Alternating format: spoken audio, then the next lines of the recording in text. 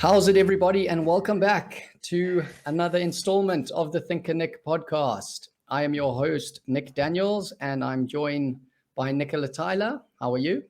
Very well, thanks, Nick. Good. Very early in the morning for you, I believe. Yeah, lights up, but sun's not up. Okay. Yeah. It's completely it must be different somewhere, here. but yeah, not where I am. Yeah. All right. So today our topic is how to choose the correct target market for your business or business idea. Okay. And we're going to focus on three essential questions, which is how do you evaluate the market to ensure that your target market you choose corresponds with your business idea? The second question is how important is it to research your competition before choosing your target market? And the third question is why is it so important to focus on a niche when starting a business? Okay. All right, let's go. All righty. So, Nicola, how do you evaluate the market to ensure that your target market you choose will correspond with your business idea? So that's a long question. So I'm going to split it into two. And the one is the market, and the other is the evaluation. So a lot of people start with a business idea and then say, oh, this would be good for. So you've got like a great idea for, I don't know, a teddy bear, just a random thought.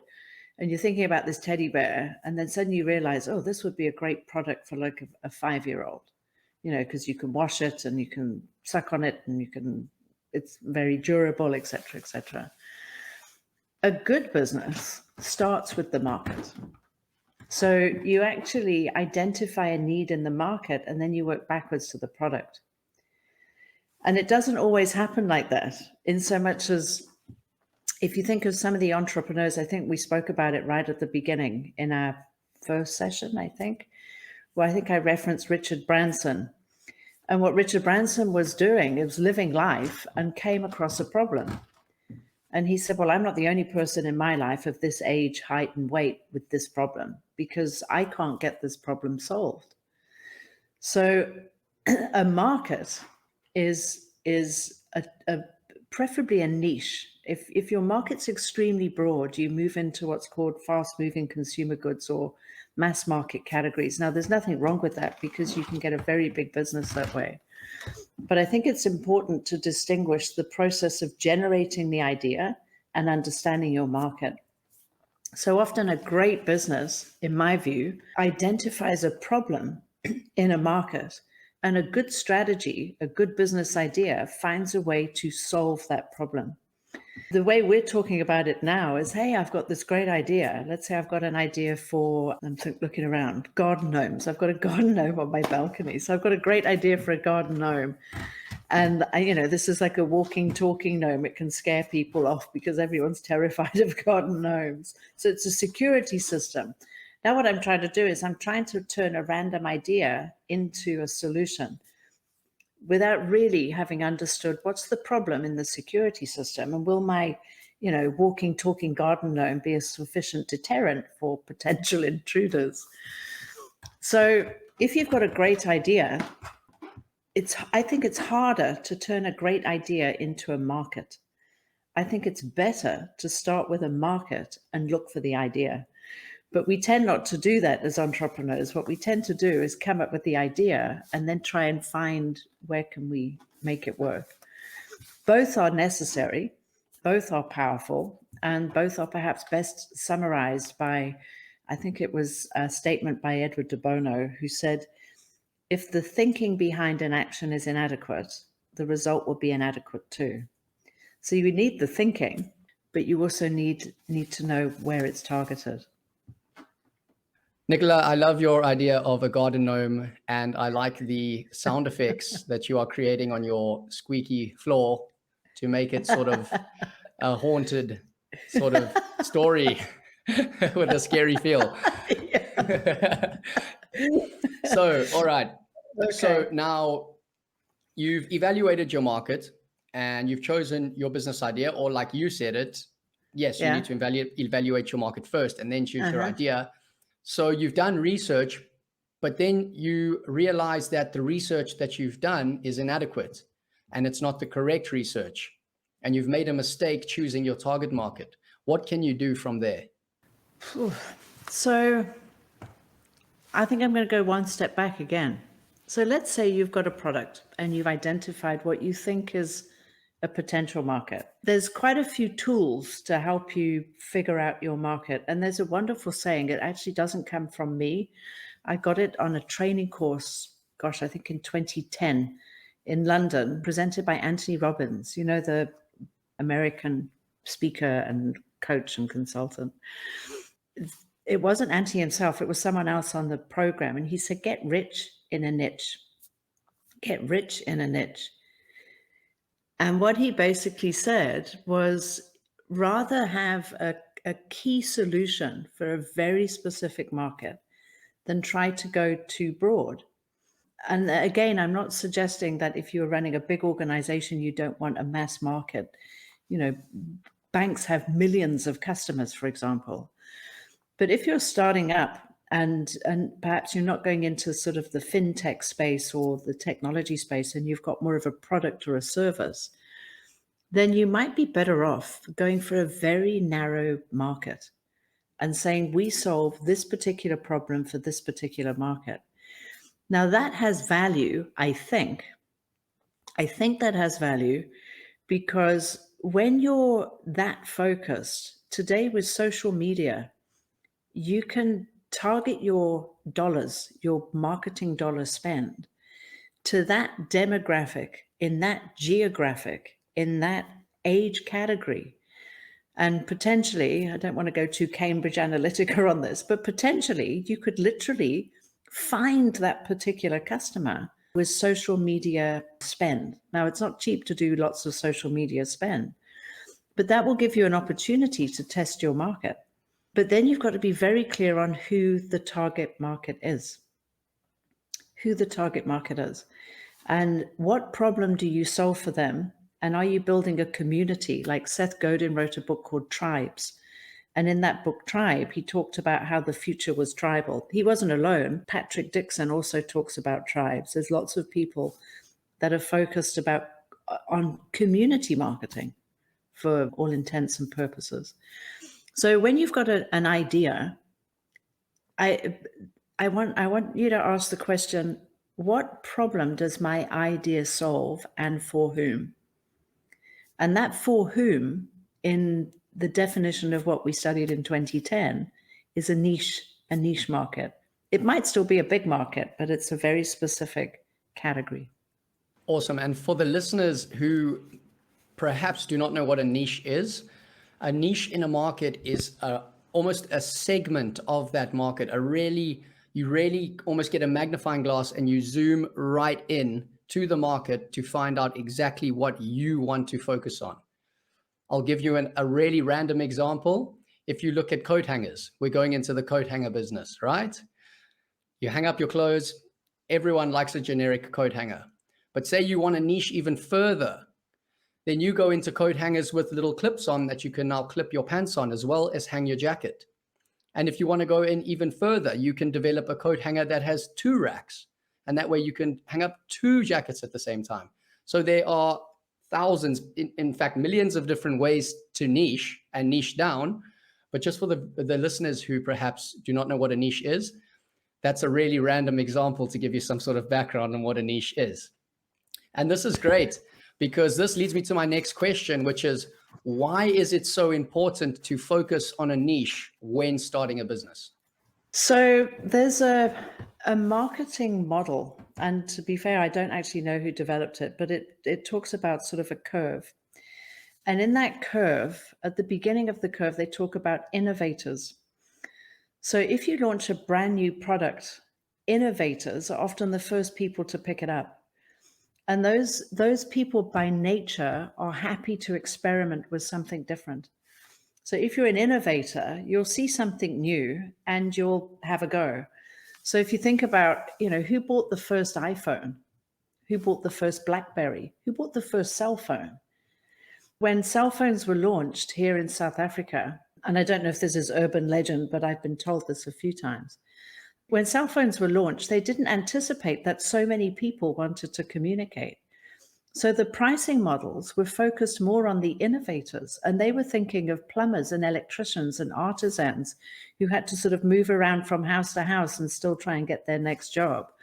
And when they launched, everybody wanted one.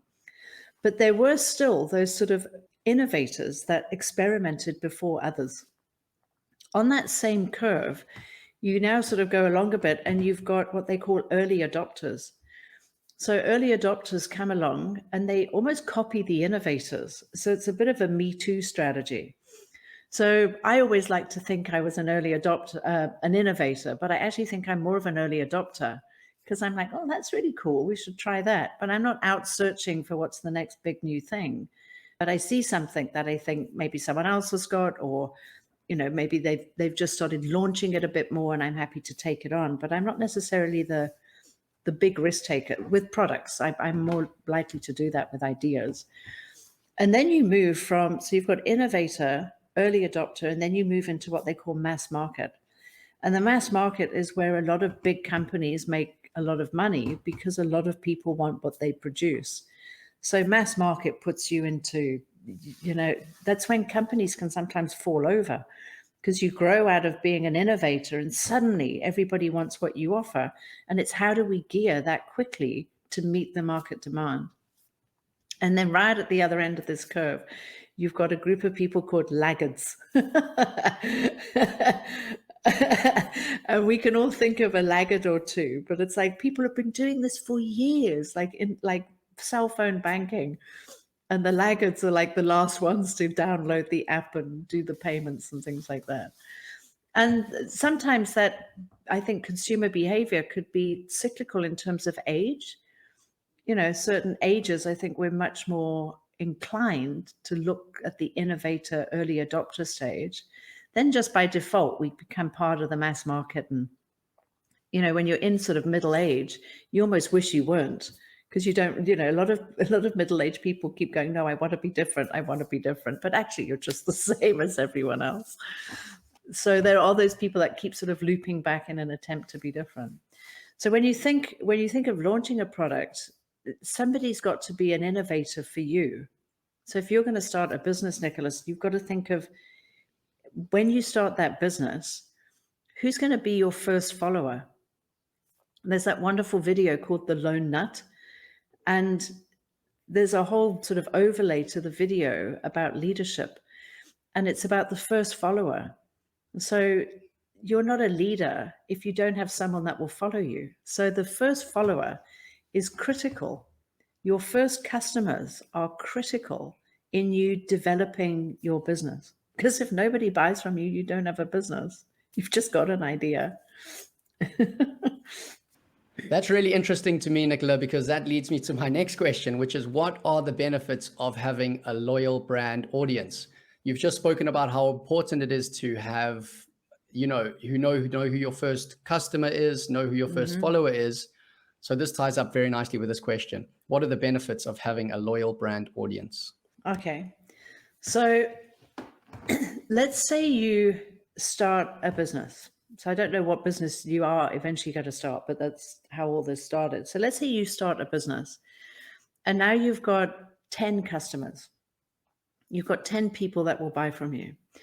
The thinking around customer is it's much cheaper to sell another product to the same customer than it is to acquire a new one.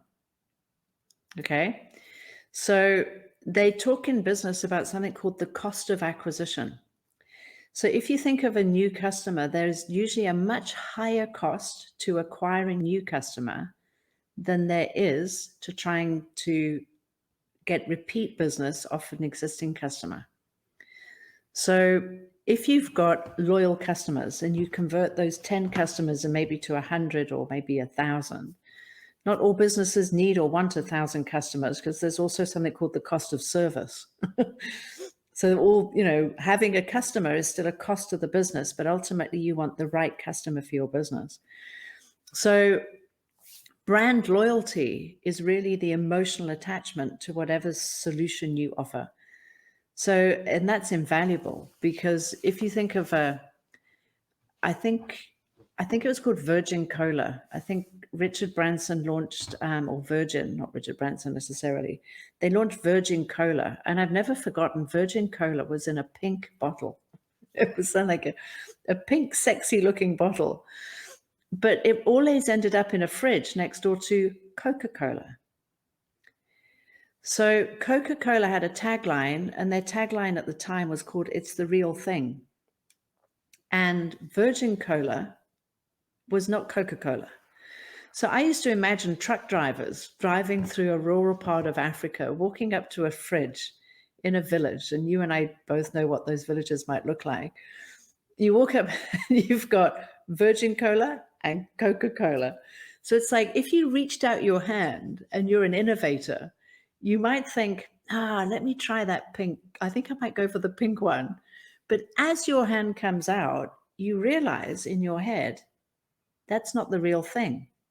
I'm going to go for the Coca-Cola. So Virgin Cola didn't take off, but that was also because, not perhaps because it wasn't a good drink and it didn't have lots of salient points, but it wasn't the real thing. So if you've got some emotional attachment to your brand, and you're offering the equivalent of a real thing for your innovators and your early adopters, we can talk about the innovators in terms of cost of marketing, but let's say you've got some early adopters. You want to look after those customers. You want to meet those customers' needs. You want to ask, what else can I do for you? And actually, I've often believed that your customers define your business. We can spend hours coming up with what we think our business should be. Our customers define our business, not our products. It's funny you say that, Nicola, because I definitely thought it was the other way around. I thought your product defined your business, but this is another lesson that I've learned, and it's great to just keep on absorbing like a sponge. So the final question that I'm going to focus on with regards to niching is, and this from my personal experience of seeing some of my friends get really successful, the answer to this question for me is going to be yes, but I could be wrong. I want to know, do you think it's wise to become an expert in your niche before you start branching out into other areas or different products and things like that? These are good questions, Nick. Do you become an expert in your niche before you branch out? So I'm going to separate those out again. It's like every question has got two questions. Let's talk about an expert and let's talk about a niche. And I'm going to do that in the opposite order. Let's talk about a niche first, and then let's talk about an expert. So let's say you've got a product or a service that focuses on a niche, a segment of a market. And I said in the previous comment, let's talk about those innovators again. Something I learned, and that this was actually taught to me by someone called Willy van Straten, who started a company called Verimark here in South Africa. And Willy taught me that it's very expensive to be the first to launch a product. And the story he told me at the time, he says, if you came up with the first diet pill, the first ever diet pill, you can take a pill and you'll lose 10 pounds. And loads of people, including me right now, would love to take that diet pill. But the customer has never bought a diet pill before. You've now got to teach your customer the benefits and manage the risks of taking a pill to lose weight. Now, some might argue, forget the example in some ways, because some people today might say, oh, you could never take a diet pill. But let's just focus on the fact that you've launched the first diet pill, but nobody's ever seen one before. So if you do that, it's a very expensive thing to do. And Vinny always said to me, what if you launch the second one? You now don't have to educate the market. The cost of education has gone to the guy that did the first diet pill. Now, all you have to do is say, we've got a diet pill that's better than the first one that was ever launched. So there's a lot of merit in not being the innovator. But actually, and I know you've traveled and I've traveled a fair bit, actually, sometimes when we travel, and hopefully that will happen again soon.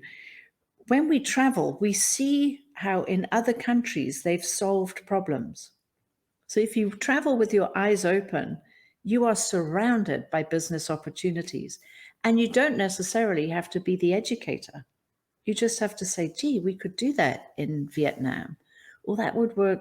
I mean, I wonder how many brilliant ideas there are here at the tip of Africa that people in Europe would benefit from, and vice versa, undoubtedly. So when you think of your market, be careful about targeting a market that has never experienced your product or service before, because there is a cost to education. Okay, put that to one side. Now let's come back to the expert. So sometimes when you're an entrepreneur, and there's some great books on this around entrepreneurship, sometimes when you're the entrepreneur, you're what they call the specialist. And the specialist wants to try and grow their business. It's extremely hard when you're the specialist to grow your speciality, because by definition, specialist is very targeted, quite unique.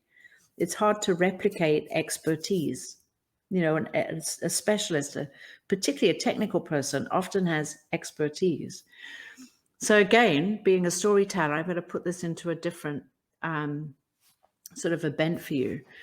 And gosh, it must be 15 years ago. I was having dinner with someone in Johannesburg, and it was a bank. A big bank was sort of inviting their special clients, and I think I was just invited as an extra. I just knew someone that worked at the bank. And this chap, Charlie, invited me to the dinner party, and it was people that made massive investments. So the bank was funding big infrastructure development. So everyone there was looking for hundreds of millions of dollars, if not billions. And I ended up sitting next to a man who actually owned a gold mine in Australia. I know, gold mine in Australia. So, you know, you're sitting down next to someone at dinner and someone says, well, what do you do? And I'm saying, well, I teach people how to think. And I said, what do you do? He said, well, I own a gold mine. It sort of changes the playing field of the dinner. So, and I said to him, well, what did you study? So he was a geologist. Now, what's interesting is your Uncle Andrew, my brother, studied geology. And I happen to know that geologists are experts. You know, it's a very specific field. You're studying the tectonic plates, and a long-term strategy for a geologist is millions of years. For a business, it might be 5 or 10 years. So I said to him, at what point did you stop being a geologist?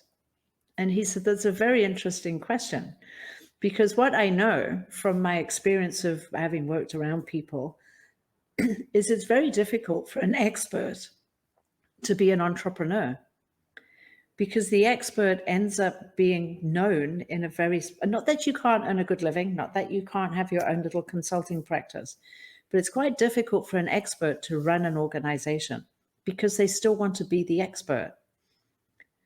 So I asked him that question, and he said, it's a very interesting point. And I think he said I was 27.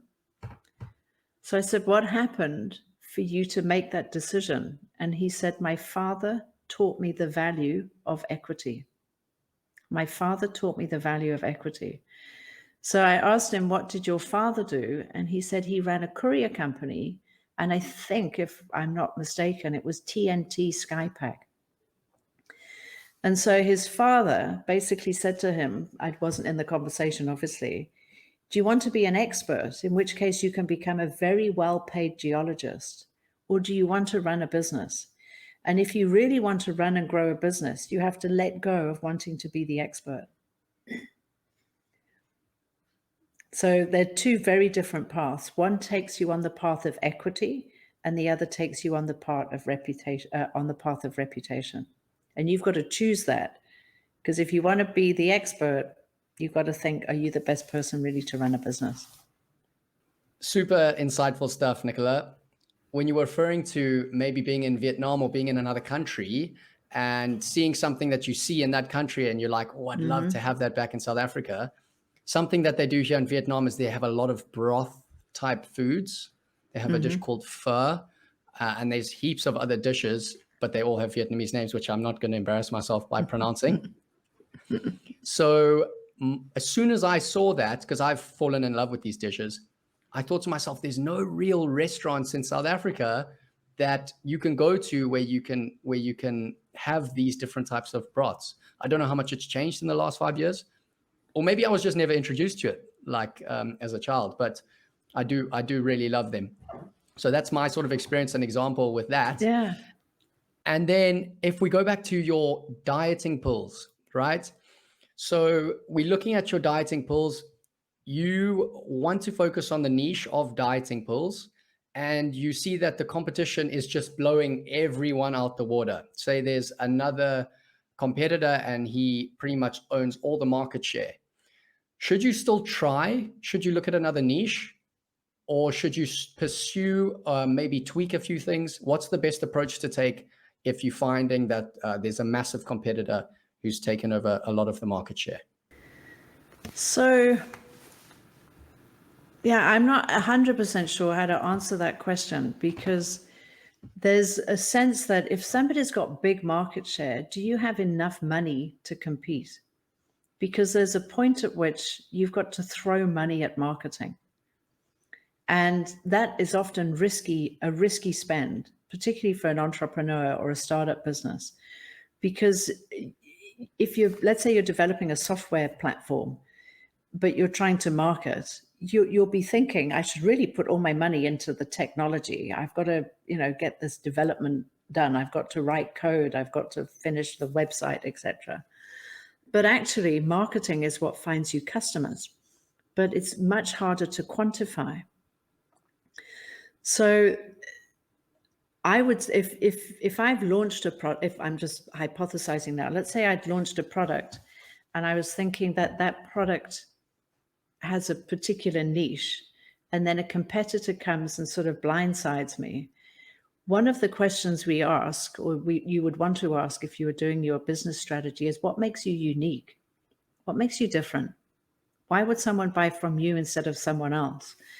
So when you do competitive strategy, or just trying to think about a business and how to compete, you've got to ask yourself where your value proposition lies.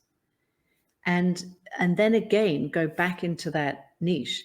If a competitor comes and completely wipes you out and you don't have the money to compete, then you might have to ask yourself, whoa, hang on a minute, maybe I should put the brakes on this. Or you can get smart about your strategy, and you could go and sell your business to your competitor if you've got some market share. Or you could say, well, we're going to put like a spin on ours, and we're going to say, well, with the diet pill, with the sugar coating, it's easier to swallow. So there are things you can do to compete. But when you're a small business up against very big competitors, you've got to keep chipping away at the stone. And it's not to say you can't knock them out of the market, you can. But when you go to things like the 22 Immutable Laws of Marketing, Jack Trout and Al Rees wrote a book donkeys years ago. And in that book, it's got, is it 22 or 21 or something like that? But they talk about the law of the ladder. And basically, when you get into a market, you'll always end up with like one or two big people at the top. So think, I would come back down the ladder a little bit when you're starting up. And it's not to say you can't go big, but if a big competitor comes and wipes you out, you might think, is that really a niche market? Are you in a niche, or are you just in a mass market and you didn't have enough money to compete? And startups often go for venture capital and angel funding, and they look for people to help them. But you mustn't underestimate the investment you need to make in customer acquisition. And customer acquisition it's not just about landing the business, it's also about finding the customer. So there's marketing, business development, and sales, a sort of a Venn diagram. It's what are you telling the customer, communication, to get them interested. Business development is much more of a hunting approach where we're going to go find the right people to fit our brand. And then sales is sort of what you do to secure the transaction and convert a potential customer into revenue and dollars. Sure, that's some great information. Thank you, Nicola. So guys, thank you again for tuning in to the ThinkerNick podcast. Don't forget to check out our Instagram page, our Facebook page, and check out our website for more content. Next week, we're going to dive into side hustles, and we have a really cool guest coming on, so make sure you tune in. That's it from me. I'm your host, Nick Daniels, and I'm very thankful to have Nicola Tyler join me so early in the morning. Thank you so much for your time, Nicola. Pleasure, Nick. That's always a pleasure. Thanks for getting me out of bed so early in the morning. Awesome. Have a great day. Okay. Cheers, guys. You too. Take care. Bye. For more news and content about ThinkerNick, go to www.thinkernick.com or visit our Facebook or Instagram pages @ThinkerNick.